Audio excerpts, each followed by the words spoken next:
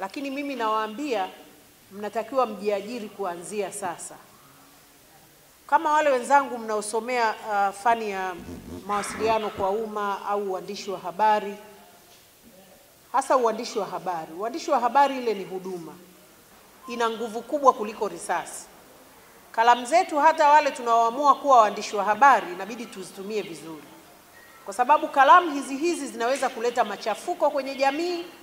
Kalamu hizi zinaweza kuleta uvunjifu wa amani. Kalamu hizi zinaweza kugombanisha familia, zinaweza zikagombanisha taasisi, zinaweza zikagombanisha kila mtu. Na hakuna kitu kibaya kama machafuko kwenye nchi, kwenye familia, hata kwenye jamii ambayo mnaiongoza. Unaweza ukaandika story useme Wamasai wamevamia wakulima. Pale tayari unatengeneza mgogoro kati ya wakulima na wafugaji.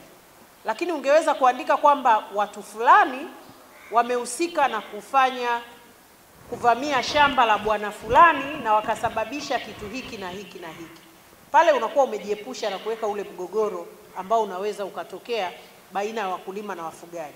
Cha kwanza natamani tutambue kabisa yupo chuoni kwa muda mfupi. Na muda mfupi ni miaka 2, 3, ikizidi 4.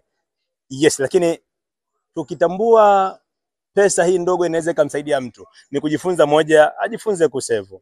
Kwenye kile kitu unachokipata basi jifundishe tabia ya kujikuta kufanya chochote. Sasa tuna business online, lakini unaweza ukajitengeneza utamaduni wa kusave kidogo kidogo. Kile kidogo kidogo unapokikusanya ukaanza hata biashara ukiwa chuoni, ukajikuta unafanya kitu kidogo kidogo, lakini unapoondoka hapa unakuta unaondoka na wazo lililokamilika. Nimependa mdau mmoja hapa Machupa Stationery, kwamba ni mdau wa hapa, ana online stationery kind of. Sasa hawa watu manake mtaji mdogo ule unaokuepo unampelekea mtu, kwa sababu hata utakapotoka nje ya chuo wanakuuliza una nini.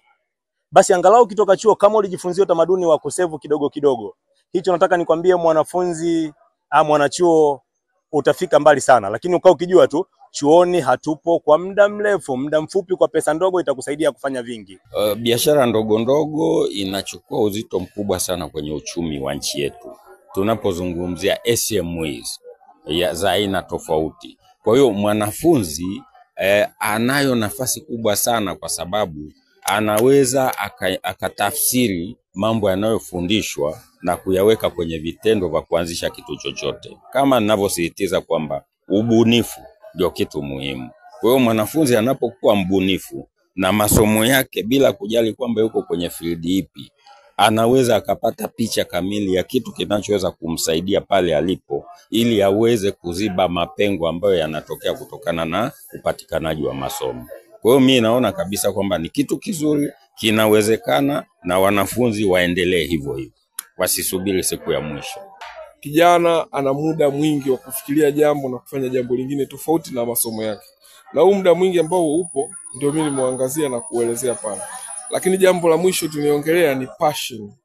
Ile moyo wa kutaka kufanya jambo fulani. Vijana tofauti na watu wazima. Watu wazima huwa tuna mambo yetu ambayo tushafanya kwa miaka mingi, ambao tunategemea tuendelee kufanya mambo, wala hatuwezi kubadilika. Yaani kwa mfano kama mimi, vitu ninavyofanya sasa hivi huwezi kunibadilisha kirahisi kabisa. Lakini kijana ana passion ya kubadilika. Ndio maana kuna vijana anaweza kamaliza amesoma masuala ya umeme, akabadilika akawa fundi nyumba.